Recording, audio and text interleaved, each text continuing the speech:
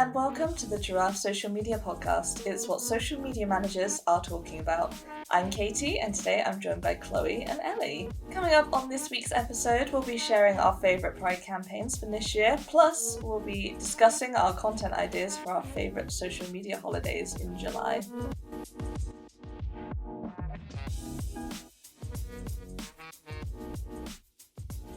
So we are almost at the end of one of my favourite times of the year, Pride Month.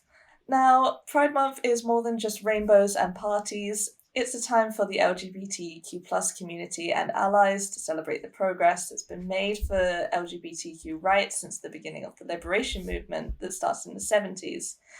And in these 50 years of Pride, the celebrations have become incredibly varied, and there is a way for every person to feel included. So, of course, brands of all sizes have participated with their own Pride campaigns to support the LGBTQ plus community.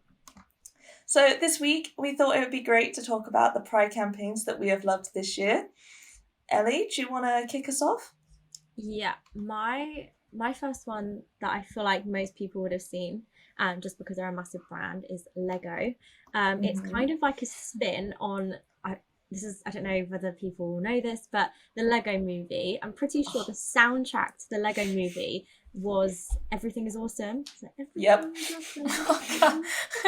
It's just gotten out of my head, but yes. Can't wait for that to be in my head all weekend. It's kind of, they've done a spin on that. And instead they've made the tagline "Everyone is awesome," and the whole concept behind that is acceptance of the LGBTQIA plus community. Nice. I've got everyone in there. Basically saying that everyone's unique and that they believe that there should be a bit more love in the world, and acceptance and understanding, basically. But it's just a really nice, simple and effective campaign. And I feel like they don't really need to do too much to kind of promote it, purely because they are Lego. And yeah, it's just really simple and effective.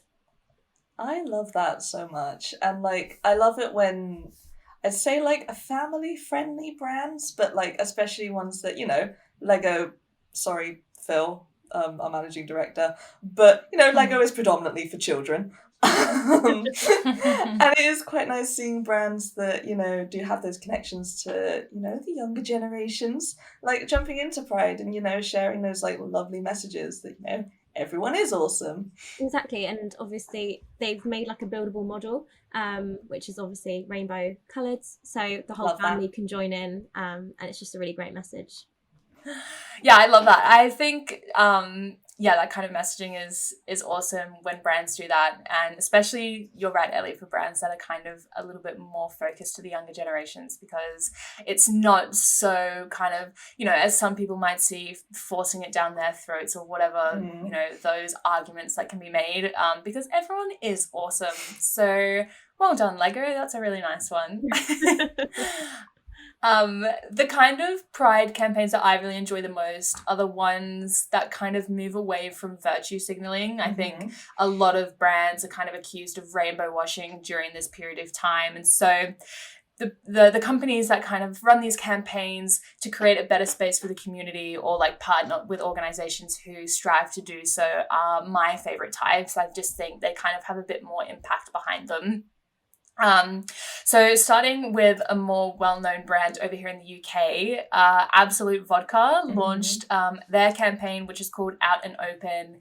And basically the whole sort of messaging behind this was to highlight the importance of preserving queer spaces like bars and restaurants. And they also offered training to LGBTQ plus business owners who sort of run those spaces too, which I thought is really, really great. And yeah, what I liked about this campaign when I was sort of researching it this afternoon is how relevant it actually is, and in a few ways, more than one. Firstly, if I put my social media marketing manager hat on, obviously vodka, bars and restaurants, it's very sort of goes hand in hand, doesn't it? So I thought that from a marketing perspective, this is quite a well thought out initiative for them. But secondly, I think there is a real need for this campaign. It isn't sort of just kind of sorry, no, Lego's not even a bad example, but you know, there's kind of thought behind it. And I think that's what makes it even more important, because I read that the number of LGBTQ plus bars have declined by like 15% since 2019. So I think it's really fantastic for them to be doing something to support these spaces and the people who kind of probably, you know, putting money in their pockets by buying their product out in these spaces as well. But also by providing support to the people who run them. I think it was just a really great kind of campaign for them. So yeah, that's one of my favorites. No, I totally agree. And, you know, like bars and clubs and that are huge, like hugely important spaces for the queer community. You know, that's where a lot of the original, like, or the initial, like, gay liberation movements kind of all started, you know. So like showing that there's still like uplifting those parts of the communities, especially where like things like clubs and bars maybe, you know, kind of viewed a bit like down a little bit, you know, does that make sense? And it's just like really like validating them, you know. Totally. And I think especially where we kind of see there's a lot of alcohol-fueled violence towards these communities, I think it's really nice to have sort of a leader in that industry who kind of not so much put a stop to it, because obviously that's not happened, but I think to kind of come out and maybe these sort of campaigns put the bigots off and then, you know, that falls on other alcohol brands to kind of push for this as well. So yeah, I love that they're protecting these people in these spaces. Yeah. And like kind of going off of that, because Absolut are great allies to the LGBTQ plus community. Like they always come out with like amazing pride campaigns and everything. Converse as well. I don't feel like we can have an episode talking about pride without talking about Converse. It's well loved in the queer community. Every year they come out with an amazing pride campaign, and this year is no exception. And their Pride 2022 collection is united by a vibrant patchwork representing diversity, belonging, and unity, which I absolutely love. You can customize your shoes. Like you can go on their website and customize their shoes, I know, with the pride, bisexual, pansexual, lesbian, non-binary, and transgender flags. So we're covering pretty much all the bases there. And alongside this, like Absolut are doing, they're really looking to uplift like queer voices and queer experiences.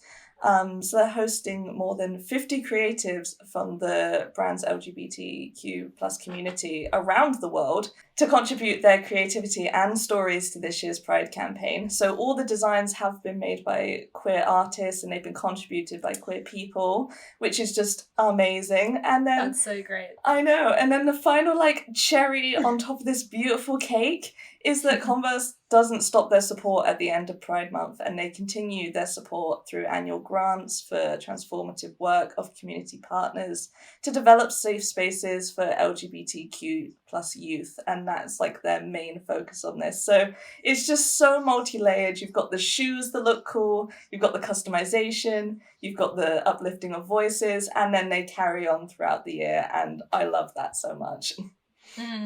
Oh, that's so awesome. I think we kind of talk about it a lot on the podcast, where it's like inclusivity isn't exclusive to a certain month or a certain day. And so, yeah, brands like Converse that sort of have committed themselves to supporting our fellow LGBTQ plus community all year round is really sick. And actually reminded me, I saw there are some brands over in the US that are running campaigns, also like clothing and accessory brands, so kind of close to Converse, who are running their campaigns alongside charitable projects to take a stand against the recent Don't Say Gay bill over in Florida, which has sparked like massive amounts of controversy and is kind of just sort of disappointing to see in this day and age. But two brands in particular, there's an accessory store called Banter over in the US who released quite a cool personalized chain. I know you can get sort of those necklaces where you can get your name written on them.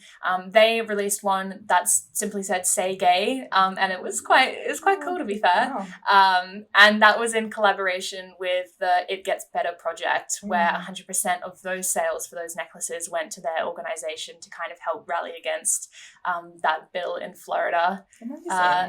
Yeah, and then there was another brand called, and I've never heard of them either. Oh, I'm sorry, but Rue 21 partnered with the Trevor Project, which is quite a big organization over in the US. I think a lot of our favorite influencers support them quite regularly. But yeah, they worked together on a gender neutral line for their Say Gay campaign this year as well. So yeah, just really, I love kind of when we uplift these voices or work, you know, alongside people in these community who have kind of their finger on the pulse when it comes to this sort of stuff. I think that's where you really make a difference between rainbow washing and virtue signaling and sort of making genuine change and like that kind of thing. And there's so much like thought behind that campaign as well. Like even to go down the route of just gender neutral jewelry, like that's such, it feels like it shouldn't be important, but it is. And I think, you know, quite often when brands do want to jump on Pride, they will just go the easy, basic, slap a rainbow on it. That's fine. That's all we need to do. But, you know. Target, over in America, isn't it you? Oh, it's shameful. But, like, you know, going deeper with that, having gender neutral stuff, having, you know, the Say Gay on, like, something quite subtle, like, it's those little details that really make your contribution to Pride like really feel worth it and feel valuable, you know? And I think especially where these kind of promotional assets for these brands go beyond just Pride Month, you know, when we think of companies like probably Primark, Walmart and Target, as I mentioned, kind of come out with these, you know, I guess we could call them seasonal collections because they are quite obviously, you know, for Pride Month, you know, by their PR team. And it kind of feels a bit like, well, what a waste, because the people who are part of this community feel like wouldn't in their right mind purchase these products. And it just seems like it's contributing to a lot of waste. Whereas these, you know, like Say Gay products, they kind of go beyond just June because it's making a political statement and this kind of stuff is really rife in the world. So I like that it is sort of reusable in a way and goes beyond Pride Month. Yeah, no, like I totally agree. Like it is amazing to have, you know, Pride campaigns that like they don't just last just for July, just for June. They kind of go like throughout that. And I think, you know, if you're not able to do that because like, you know, it's not usual for most brands to sustain that sort of thing the whole year round, unfortunately. You know, making sure that you're elevating voices, like we mentioned earlier, is hugely important. And I think TikTok, I know it's an episode I'm hosting, of course I'm going to talk about TikTok. They've done this really well this month where, I don't know if you guys have noticed, but when you go on your explore page at the moment, there's a little section at the top highlighting queer sounds. This is just a collection of audios from people from the LGBTQ plus community. And like videos that they've created, and it's really elevating their voices and their experiences. And as well, something that I found out that I think is really cool is that on the official TikTok account this month, they have been running live streams that feature LGBTQ plus TikTok trailblazers, as they are called. I have seen this. Yes. So they are a selected group of creators that are driving force in unlocking the power and creativity to create meaningful change. So the fact that TikTok's main account is hosting these live streams under the hashtag For Your Pride theme, I think that's just like, that's really showing, you know, that they value the community and everything. And as well, like we were saying earlier with Lego, like it's a lot of younger people are on TikTok and elevating these voices to a younger generation. Like it's only going to do good, right? Totally. I almost feel like as well, TikTok is one of those platforms where, and correct me if I'm wrong, maybe I'm just, you know, I think with Instagram and Facebook, you kind of only see what you subscribe to, but a lot of my For You page and a lot of the content that goes out on TikTok is made by creators in the community, and whether you're kind of aware of that or not. I think some of their biggest creators are drag queens or like transgender and you know, even, you know, LGBT couples as well. A couple accounts just seem to be huge on TikTok. So I love that you do kind of almost think of TikTok as the leading platform in these areas. So I love that they are kind of not returning the favor, but they're sort of owning it, I guess. Yeah, it's like the community hub of the internet. Totally. There you go. Nice little analogy there to finish us off. So those were our top Pride campaigns this year. What were yours? Let us know at Giraffe SM. Now it's time for our tips and tricks segment, where we share what we've learned in the world of social media and how you can apply this to your social strategy. This week, we're going to be giving you some hot content ideas for July. So we're going to focus on some national holidays and special days, and I think it's best to go in chronological order. So I'm going to go first, sorry guys, with World Emoji Day that is coming on the 17th of July. I'm sure I don't have to explain emojis to you, so I'm not going to bother. And it may be obvious, but for this day, you should really be using emojis. You can use them in so many ways. Use them as reaction images in your content, or you could encourage your audience to use them with content like use 3 emojis to show us how X makes you feel style posts. And this will also like encourage engagement.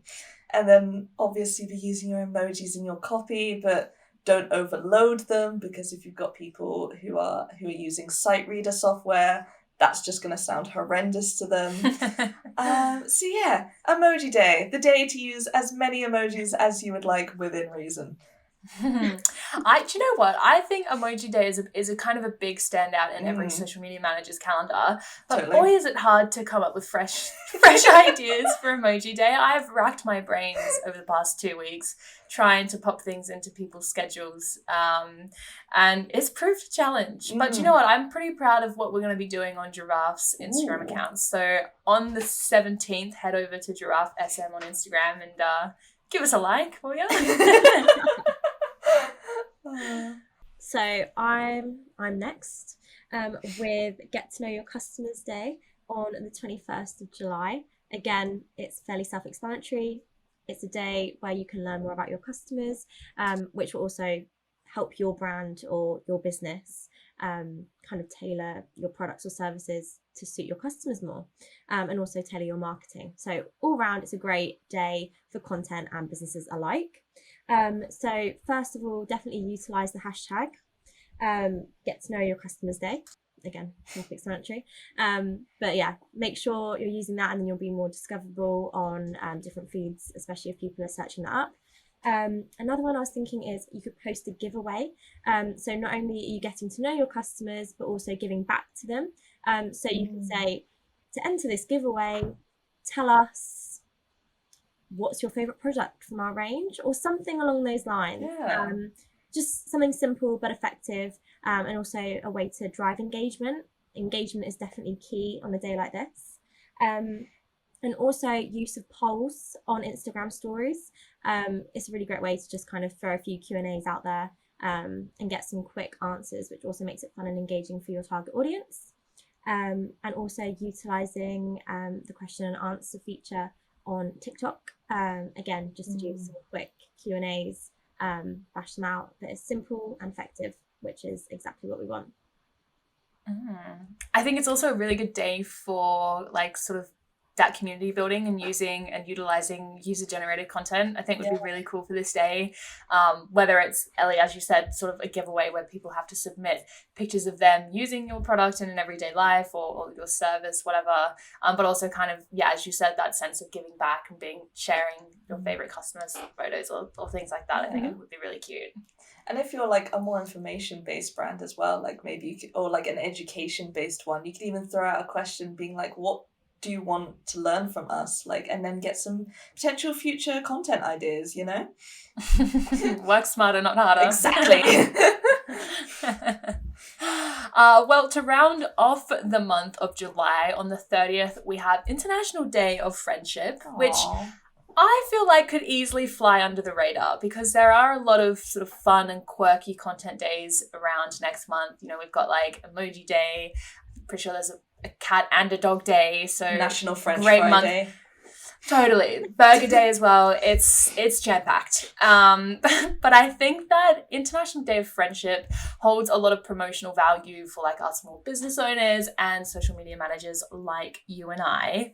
I think it's going to be great for engaging content. You know, we're always sort of looking for ways to generate that engagement where we can. And actually some of my favorite posts that I just see every day, not just on International Day of Friendship, are the ones where it's like, tag your mate or tag at this letter, and if they don't respond in 10 minutes, they owe you a pizza or something like that. Or I know they put the initials next to one another and they're like, these duos need to go on holiday, or like they need to go to Ibiza.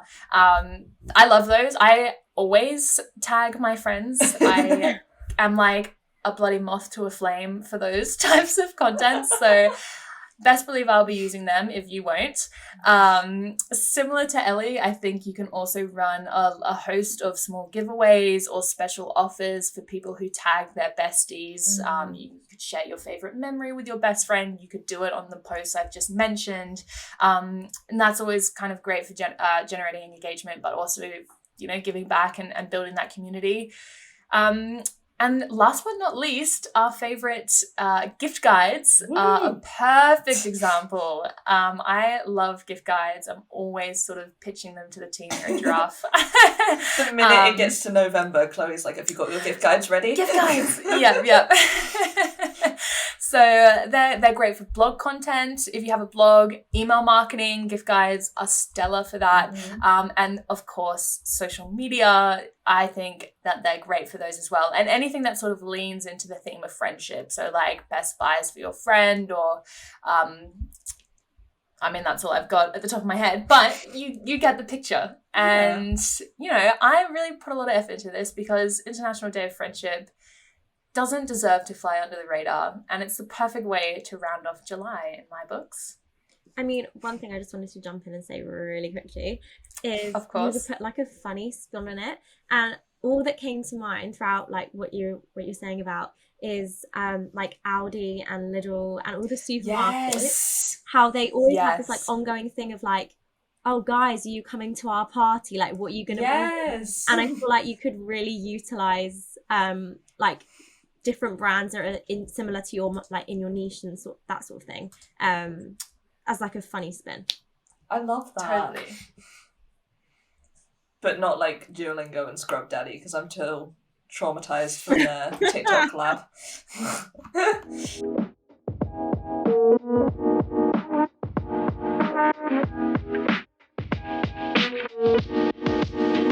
Well, that's all we've got time for today. If you enjoyed this week's episode, don't forget to subscribe so you don't miss the next one. And if you'd like to leave us a review on your favourite podcast app, we'd really appreciate it. We've been Giraffe Social Media, you've been amazing, and we'll see you next time.